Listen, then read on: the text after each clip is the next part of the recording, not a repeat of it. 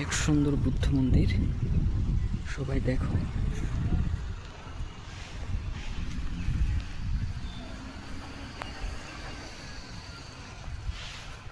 দেখো ধামাদীপা বুদ্ধ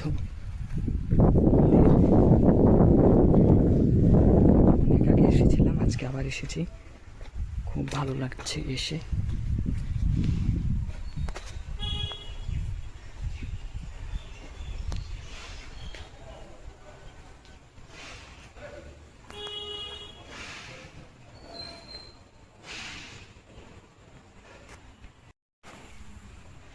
দেখো